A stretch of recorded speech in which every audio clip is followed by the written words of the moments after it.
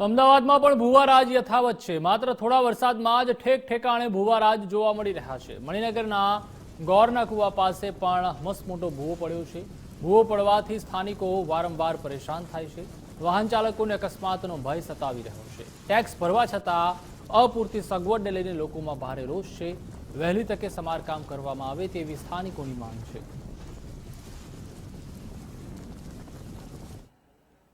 છેલ્લા 4 દિવસથી પડેલા વરસાદ બાદ છેલ્લા 2 દિવસથી વરસાદે વિરામ લીધો છે, પરંતુ અમદાવાદમાં ભૂવારાજ ફરી જોવા મળ્યું છે અને ખાસ શારદાબેન વાડી જે છે આ જશોદાનગરનો વિસ્તાર છે અને ત્યાં મસ્ત મોટો ભૂવો પડ્યો છે।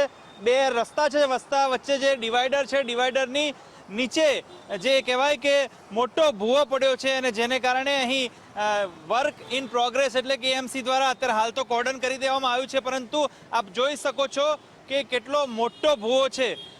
જે રીતે તંત્રની કામગીરીની વાત કરીએ તો ખાસ પ્રી મોન્સૂન કામગીરીની વાતો કરવામાં આવે છે અને જે રોડ રસ્તા સારા હોવાની વાતો કરવામાં આવે છે, પરંતુ જોઈ શકો છો કે આ રોડ એક સાઈડનો બેસી ગયો છે અને ડિવાઈડરની વચ્ચે મોટો ભૂવો પડ્યો છે અને આસપાસનો જે આ રોડ છે તે કોર્ડન કરવામાં આવ્યો છે। શ્રી શારદાબેન એની વાડી છે જે જશોદાનગર, ત્યાં ભૂવો પડ્યો છે અને જેને લઈને અમદાવાદમાં ભૂવારાજ યથાવત જોવા મળી રહ્યું છે।